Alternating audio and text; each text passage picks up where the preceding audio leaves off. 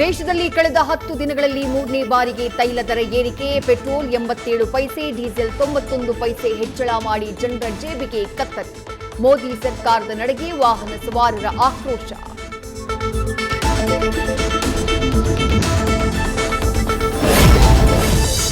ಇಂಧನ ದರ ಏರಿಸಿದ ಕೇಂದ್ರ ಸರ್ಕಾರದ ವಿರುದ್ಧ ಕಾಂಗ್ರೆಸ್ ಕೆಂಡ.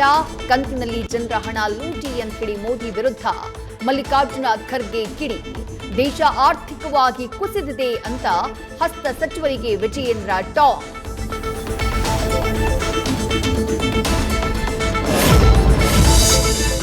ಇನ್ಸ್ಟಾಗ್ರಾಂನಲ್ಲಿ ಕೋಟಿ ಕೋಟಿ ಫಾಲೋವರ್ಸ್ ಪಡೆದ ಸಿಜೆಪಿ. ಕಾಕ್ರೋಚ್ ಜನತಾ ಪಾರ್ಟಿ ಖಾತೆಗೆ ಹ್ಯಾಕರ್ಸ್ ಕಂಟಕ. ಜಿರಳೆ ಪಕ್ಷದ ವಿರುದ್ಧ ಹಿಟ್ ಪೊರಕೆ ಚಪ್ಪಲಿ ಹಿಡಿದು ಬಿಜೆಪಿಗರ ಹೋರಾಟ.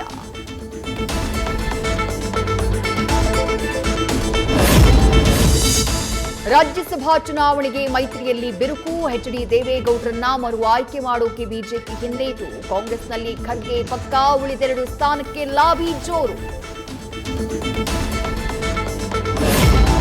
ಕಾಂತಾರದ ಮದನ ಮನಮೋಹಿನಿಗೆ ಡೀಪ್ ಫೇಕ್ ಕಾಟ.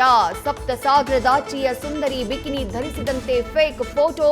ಇದೆಲ್ಲ ನಕಲಿ ಅಂತ ಕನಕವತಿ ಸೈಬರ್ ಸಮರ ಸಾರೋಕೆ ಸಜ್ಜು.